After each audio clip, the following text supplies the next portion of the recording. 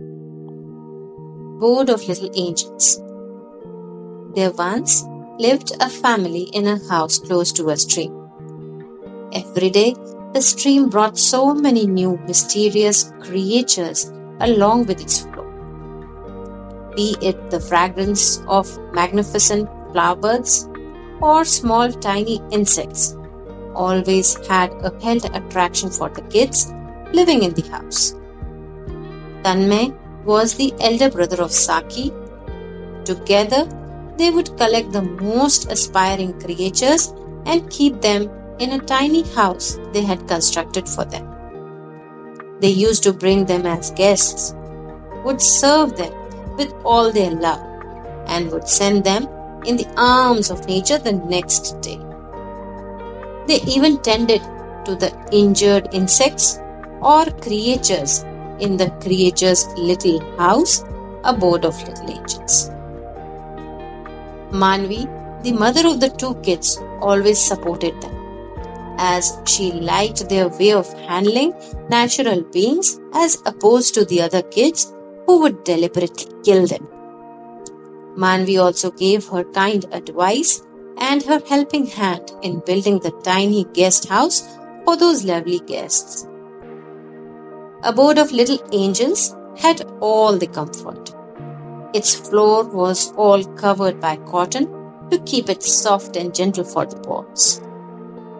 All the tiny guests, whether they were injured or not, got a perfect room service and care by the two children Manvi. Their mother helped them in their every action.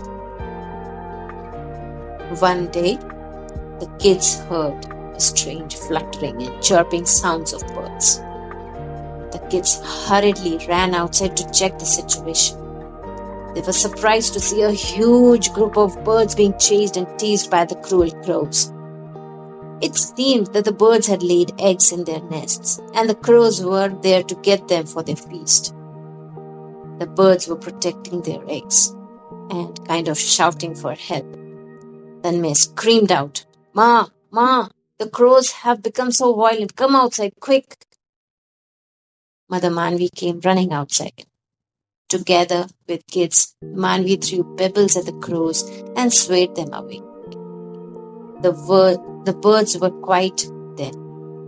They flew back to their nest to guard their future homes.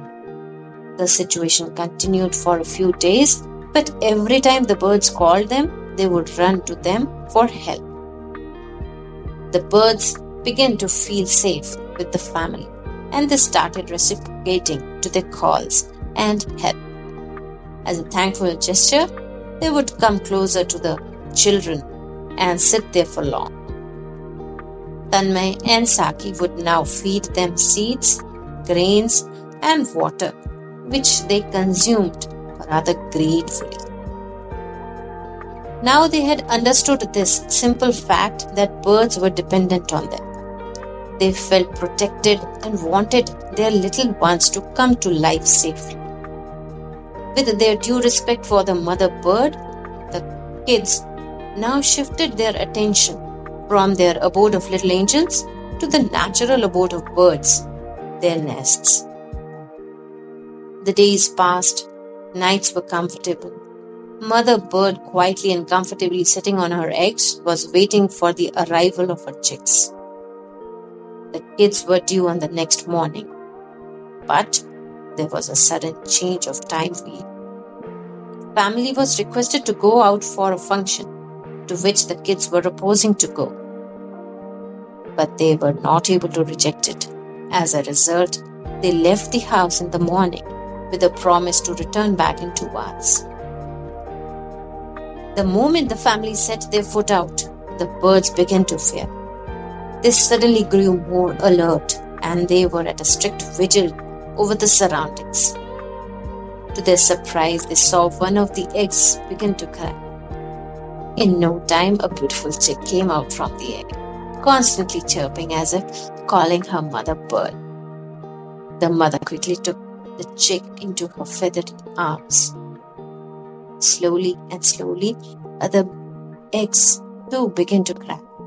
and the mommy bird happily took them all in her arms. Mother bird was so happy with the chicks, and she enjoyed her moment with them, showering all her love on them.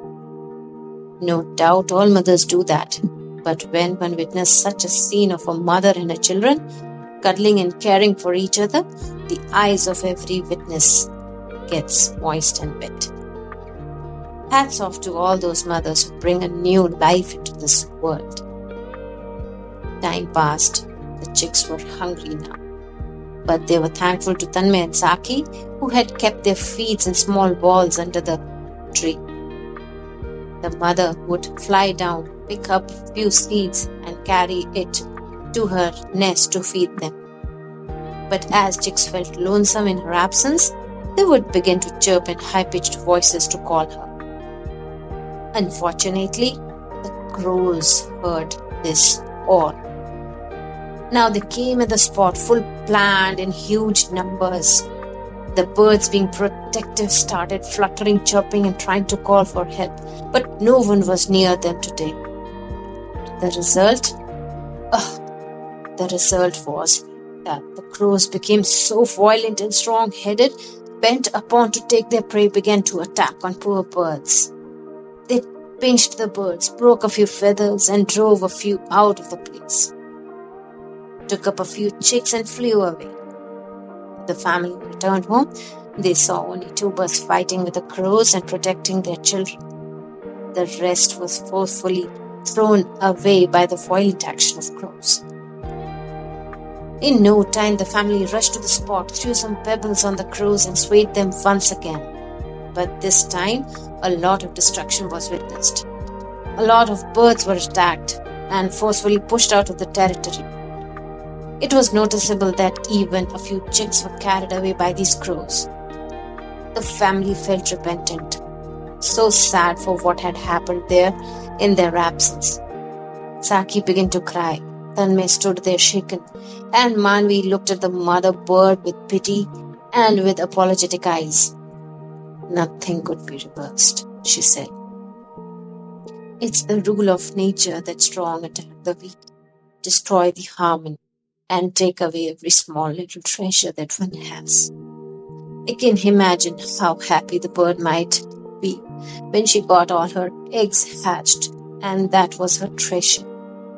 True, her treasure has been looted, yet she still has some left with her, and we can help her preserve it. Tanmay and Saki, will you help me with this? Encouraging and boosting them once again, she gave them a direction to work on. At first, they cleaned the devastated site and then made some good space in a small room they kept as a store. The room, which was once used to store the garden equipment, now turned into a small shelter room for the injured.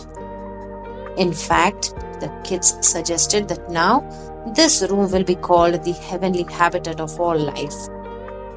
Tanmay brought with himself the tiny and the comfortable home of small creatures, abode of little angels, and adjusted it into the room. Later then, Tanmay and Saki together, with the help of their mother, constructed a cozy nest using some cotton, cloth, and grass. Saki thought to decorate the room, so picked up one decoration piece from the drawing room of her house and arranged it right close to the nest that Tanmay had worked on. The decoration piece was actually a mini tree with artificial dim lights on it. Giving it a final touches, the family completed its interior decor and had successfully given it a shape of a jungle.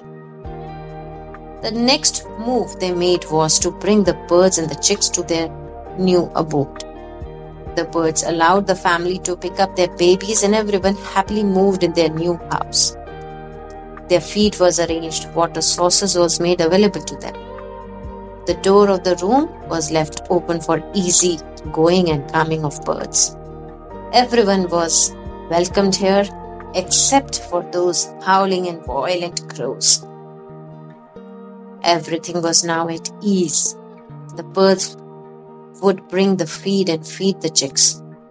A few days passed like this, and the glam sunlight would end up in a magnificent sunset.